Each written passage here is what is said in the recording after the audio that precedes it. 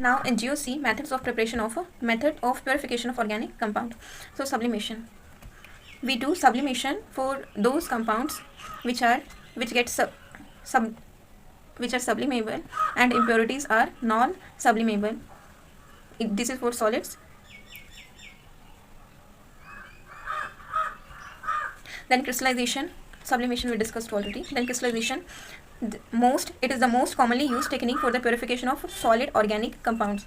Wherever organic compounds are solid, it is the most appropriate method for their purification, which is crystallization. Based on the difference in the solubility of the compound and the impurities in a suitable solvent, it's considered in a suitable solvent. One is much more soluble and other is less soluble. Then less soluble will get precipitated. The impure compound is dissolved in a solvent in which it is sparingly soluble at room temperature but appreciably soluble at a higher temperature. The solution is considered to get a nearly saturated solution. On cooling, the solution pure compound crystallizes out and is removed by filtration. What they said that in a particular solvent, impurities, one is at room temperature less soluble but at high temperature purely soluble, and then we concentrate the solution to get nearly saturated solution. On cooling, the solution pure compound crystallizes. On cooling, when we cool it, pure compound crystallizes out and is removed by filtration. The filtrate, that is the mother liquor, contain impurities and small quantity of the compound. If the compound is highly soluble in one solvent and very little soluble in another solvent, crystallization can be satisfactorily carried out in a mixture of these solvent. But they said if that remaining compound is highly soluble in one solvent and less in the other, then satisfactory crystallization can be carried out in these solvent. Impurities which impart color to the solution are removed by absorbing over activated charcoal. Repeated crystallization becomes necessary for the purification of compounds containing impurities of the comparable solubilities. So what they said that if any impurity gives color, it can be removed by the absorbing process, by the phenomena of absorption by activated charcoal. Repeated crystallization becomes necessary for the purification of compound containing impurities of comparable solubilities. Repeated crystallization. Then qualitative analysis of the organic compound. Element present in the organic compound are carbon and hydrogen.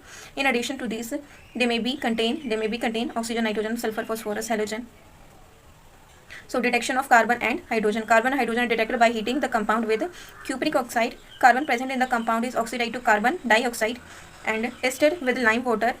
With lime water, it forms carbon, calcium carbonate and get precipitated with water, which develop turbidity, and hydrogen to water tested with anhydrous copper sulfate, which turn blue. When organic compound containing carbon react with the cupric oxide, then it get converted into copper oxidizes, reduced to copper, and carbon oxidized to CO2. When this CO2 passed from the soda lime,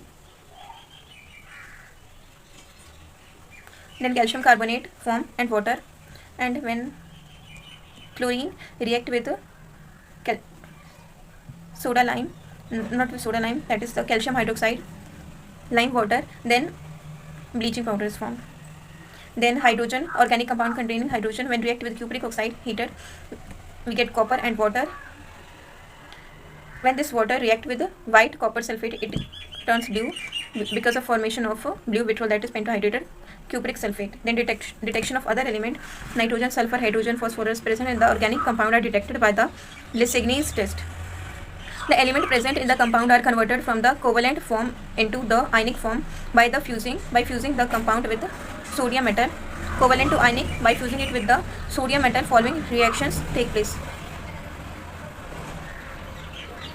by Lissagny test, and in the element present in the compound are converted from covalent form into the ionic form by fusing it with the sodium metal.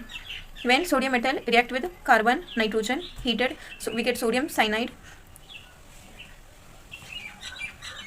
When sodium metal react with sulfur, sodium sulfide, with halogen, sodium halide.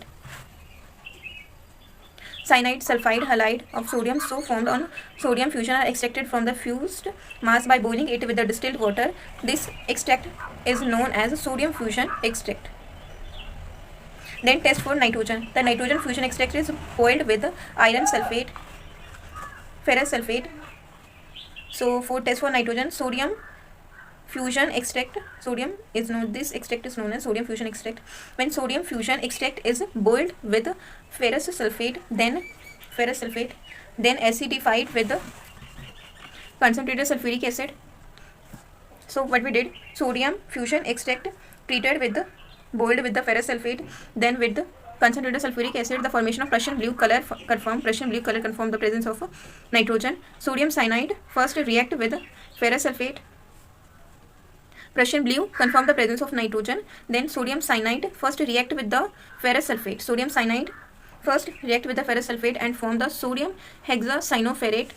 On heating with concentrated sulfuric acid, some iron ferrous ions are oxidized to ferric ion, which react with the sodium hexacyanoferrate to produce ferric hexacyanoferrate, Prussian blue in color. Ferriferrocyanide is the Prussian blue in color. So what we did, sodium fusion extract is treated with, is boiled with the ferrous sulfate, then with acidified with concentrated sulfuric acid formation. Then the formation of Prussian blue color is there, and it confirmed the presence of nitrogen. Sodium cyanide, if whether we are having sodium cyanide, sodium sulfide, or sodium halide. Sodium cyanide, if we are doing detection for the nitrogen, then organic compound must having nitrogen. If having nitrogen, then sodium cyanide will first react with the ferrous sulfate, what we had given, ferrous sulfate, and form the sodium hexacyanoferrate. On heating sodium hexacyanoferrate, when we heated it, sodium hexacyanoferrate, on heating with the concentrated sulfuric acid, some ferrous ions are oxidized to ferric,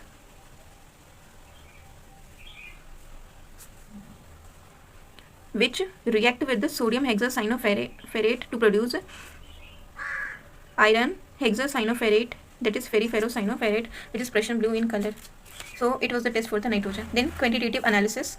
First we see the test for nitrogen. Now quantitative analysis. Quantitative analysis of the compound is very important in test for nitrogen. For qualitative analysis, first sodium fusion extract is treated with the boiled with ferrous sulfate, then acidified with the concentrated sulfuric acid. We get a Prussian blue color, and it confirm the presence of nitrogen.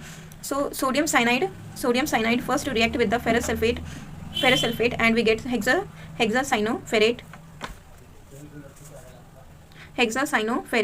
When we heat it with concentrated sulfuric acid, sodium hexacyanoferrate, concentrated sulfuric acid, some ferrous ions are oxidized to ferric, which react with the sodium hexacyanoferrate to produce the ferriferrocyanide, which is Prussian blue in color. Then we got it is for nitrogen.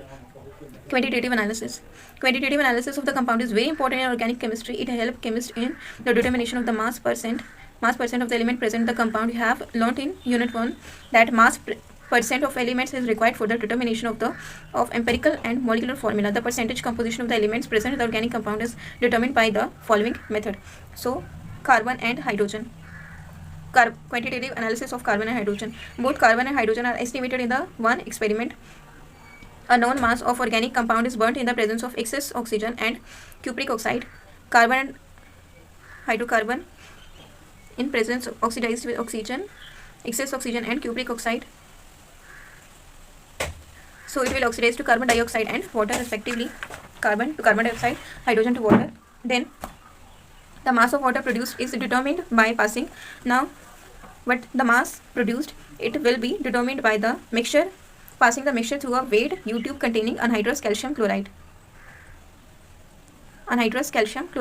Carbon dioxide is absorbed in the another U-tube containing concentrated solution of KOH. These tubes are connected in series. The increase in masses of the calcium chloride and potassium hydroxide give the amounts of water and carbon dioxide, from which the percentage of carbon and hydrogen are calculated. Let the mass of the organic compound be M, mass of the water and carbon dioxide produced be M1 and M2. So what we did, how we got mass of what mass of water and carbon dioxide produced. So CO2 got absorbed in the KOH, and what mass increased will get, and calcium, that is calcium chloride, water will react with the calcium chloride, increased mass will give. So percentage of carbon 12. What is percentage? Given mass by the total mass into 100. So what could be the mass? That is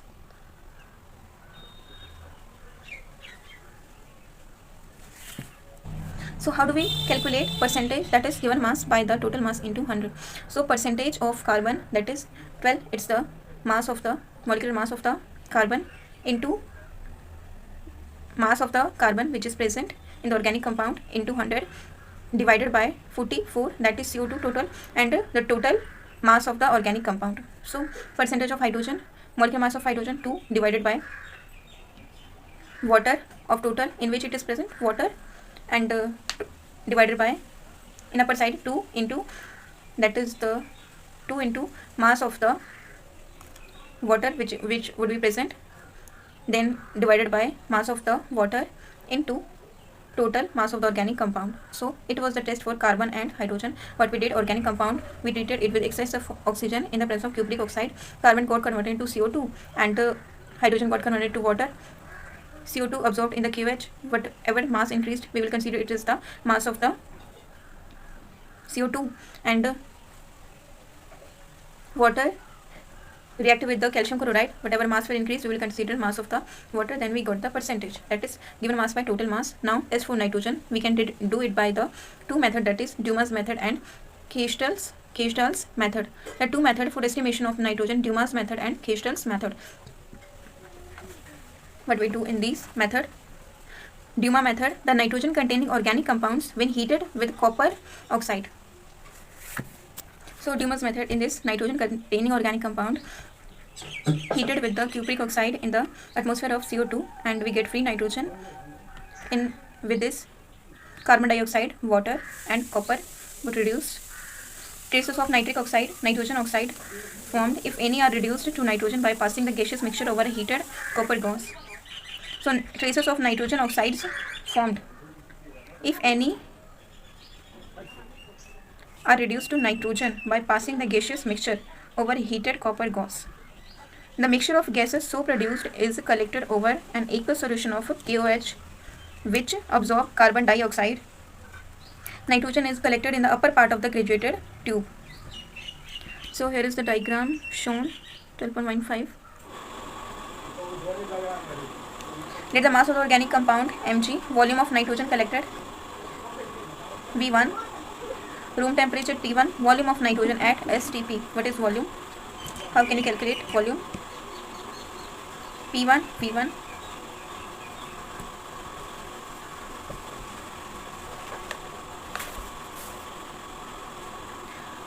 That ideal gas equation P1, V1, R1, T1, P2, V2, T2. Then volume will be P1, V1, T2 upon P2, T1 is equal to V2. P1, V1 into 273 temperature both, then pressure 760. That is then volume of nitrogen at STP. STP standard temperature is 0 degree centigrade, so 273 Kelvin, where P1 and V1 are the pressure and volume of nitrogen. P1 is different from atmospheric pressure at which nitrogen gas is collected. The value of P1 is obtained by the relation atmospheric pressure minus aqueous tension. 400 ml nitrogen at STP weighs 28 gram. Then V ml of nitrogen at STP weighs. So mass, volume. So mass, we have to relate mass with the volume. So just wait. So V ml of nitrogen at STP weighs 22,400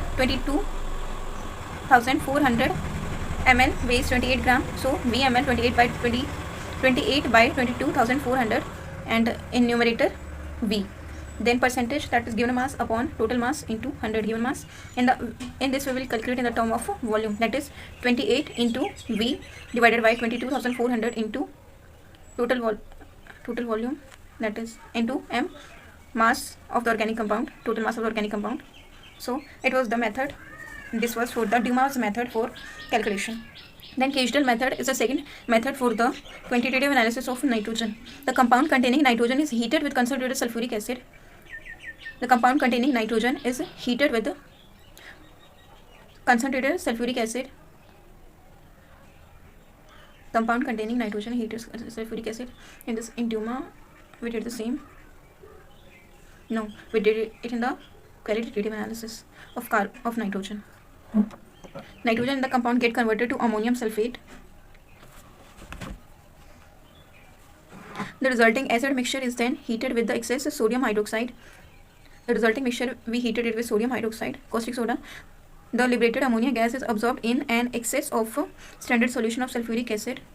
The amount of ammonia produced is determined by estimating the amount of sulfuric acid consumed in the reaction. How much ammonia produced is determined by the estimation of amount of sulfuric acid consumed in the reaction, because sulfuric acid consumes ammonia. It is done by the estimating unreacted sulfuric acid left after the absorption of ammonia by titrating it with standard alkali solution. The difference between the initial amount of acid taken and that left after the reaction gives the amount of acid reacted with ammonia. Organic compound, when reacted with sulfuric acid, we get ammonium sulfate. Then further we treat it with the caustic soda, we get sodium sulfate, ammonia and water.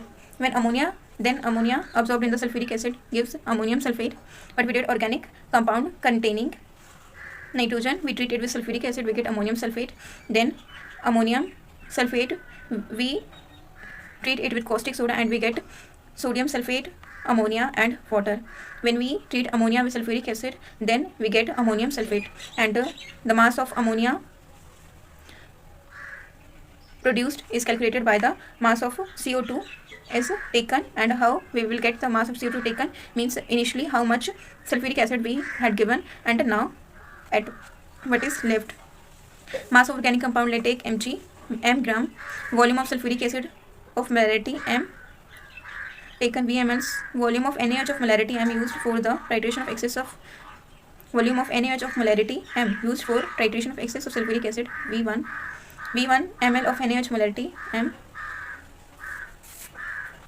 So after long calculation we got the mass of nitrogen, that is 14, that is molar mass into molarity into 2 into V minus V1 by 2 divided by 1000.